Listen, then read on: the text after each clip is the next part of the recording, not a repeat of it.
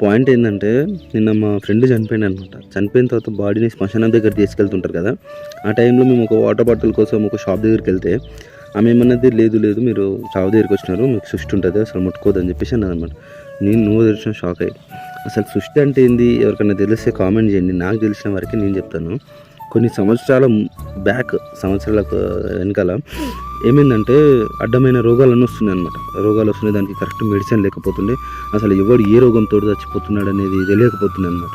So ఆడికి వెళ్ళిన వాళ్ళు, చావుకి వెళ్ళిన వాళ్ళు ఆ వైరస్ వాళ్ళకు కూడా అంటుకొని మిగతా వాళ్ళకు కూడా స్ప్రెడ్ అవుతుంది అనే ఒక రీజన్ తోటి వాళ్ళ ఫ్యామిలీ మెంబర్స్ని 11 రోజులు ముట్టుకోవద్దు అని చెప్పేసి ఒక రీజన్ ఉంటుంది అనమాట. సో అది ప్రాసెస్ అట్లా అయ్యి అసలు రీజన్ లేకుండా వీళ్ళకి తెలియకుండా ముట్టుకోదు అని చెప్పేసి వెళ్తున్నారు అనమాట. సో ఈ వీడియో కూడా షేర్ చేయండి అందరికీ. ఒకవేళ నచ్చితే లైక్ చేయండి. మీకు ఏమైనా విషయం తెలుసుంటే కామెంట్ చేయండి, ఎందుకంటే నేను కూడా చెప్తుంటాను అనమాట ఇలాంటివి. అసలు ఈ సృష్టి గురించి